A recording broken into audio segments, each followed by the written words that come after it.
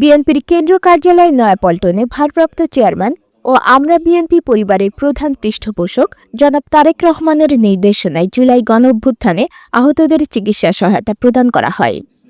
Report করেছেন জাহিদুর রহমান। প্রধান অতিথি হিসেবে উপস্থিত ছিলেন সিনিয়র যুগ্ম মহাসচিব ও আমরা বিএনপি পরিবারের উপদেষ্টা রুহুল কবির রিজভী।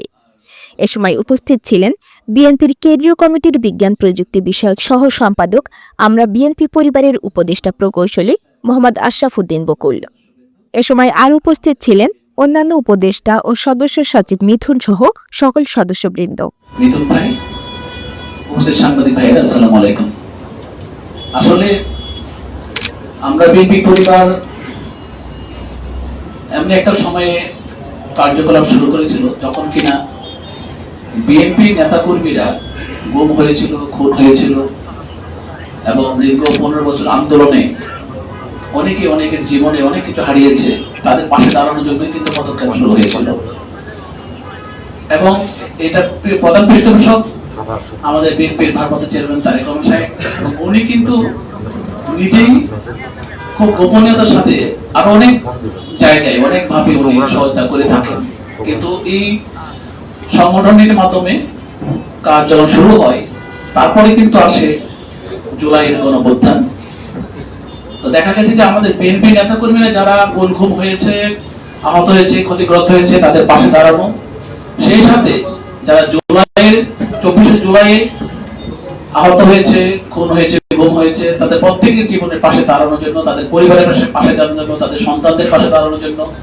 এমনকি আমরা দেখেছি যে কোনো নতুন কোন উদ্ভাবক যদি আমরা পাই বা ওনার চোখে যায়, উনি কিন্তু সেখানে আমাদেরকে পাঠিয়েছেন। আমরা দেখেছি গত 10 দিন আগে আমরা গিয়েছিলাম চট্টগ্রাম বাঁশখালীতে। তো ওখানে আমরা দেখলাম একটা ছেলে ড্রোন আবিষ্কার করলো। আমরা না গেলে বুঝতাম না, আমরা গিয়ে যা দেখলাম তার ছোট্ট ল্যাব 4টা-5টা ড্রোন সে বানাইলো। মনে হয় যে ড্রোনের উপর সে একজন সায়েন্টিস্ট হয়ে গেছে। আমাদের ভারপ্রাপ্ত চেয়ারম্যান সাহেব, ওনার দৃষ্টিতে কখন কোন জিনিসগুলি পড়ে প্রত্যেকটা জিনিসটাই কিন্তু উনি রিসার্চ করেন এবং আমাদেরকে পাঠান। আমরা গিয়ে জানতে পারি, বুঝতে পারি যে আসলে আমাদের দেশে অনেক মেধাবী ছিল আছে। কাজেই গুম, খুন, হত্যা, নিপীড়ন, নির্যাতন, মামলা মোকদ্দমা, পাশাপাশি চিকিৎসা, সবকিছুর পাশাপাশি আবার নতুনত্ব, এগুলোর জন্য কিন্তু উনি আমাদেরকে পাঠান। আবার দেখা গেছে পাবনাতে একজন বিএনপি নেতা কুমারের কাজ করছেন, অথচ একদিন ছিলেন একজন বিশিষ্ট নেতা এবং ভালো তুখর নেতা ছিলেন, তার পাশে দাঁড়ানোর জন্য। আসলে এই সব কিছু কিন্তু একটা উদাহরণ মাত্র। উনি কিন্তু এখন ক্ষমতায় নাই, আমরা ক্ষমতায় নাই, কিন্তু উদাহরণ মাত্র যে একটা স্যাম্পল।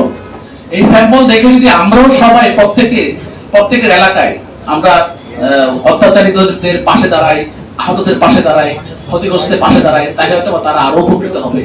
এবং এই জন্য কিন্তু এই জিনিসটা পর্যায়ক্রমে কিন্তু চলে গেছে। আমি মনে করি যদি একটা মানুষকে সাজানোর জন্য অনেক ধরনের অলংকার লাগে, তার মানে বিএনপি কে সাজাতে গেলে যে অলংকারটা লাগে, আমরা বিএনপি এর কাজটা হলো আরেকটা অলংকার হিসেবে কাজ করছে এবং এটা সারা বাংলাদেশে অনেক গ্রহণযোগ্যতা পেয়েছে।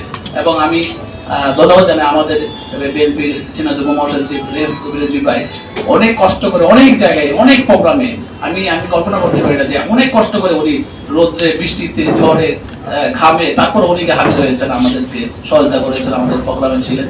আমাদের রুম্মন ভাই, উনি অবশ্য দেশের বাইরে আছেন, উনি ওনার নেতৃত্বে আমরা করছি এবং বিএনপি ভারপ্রাপ্ত চেয়ারম্যান তারেক রহমান সাহেবের পৃষ্ঠপোষকতায়, ওনার নির্দেশনায় আপনারা দোয়া করবেন। ইনশাআল্লাহ আগামীতে আমাদের কার্যকলাপ আরো ভালো চলবে এবং আমরা মনে করি পর্যায়ক্রমে আমরা যে আরো দল ক্ষমতা আসলে আরো অনেক বড় পরিসরে করা হবে এবং এটা নিয়ে যারা ক্ষতিগ্রস্ত তাদের জন্য অনেক কিছু ভাববেন দলের হাইকমান্ড।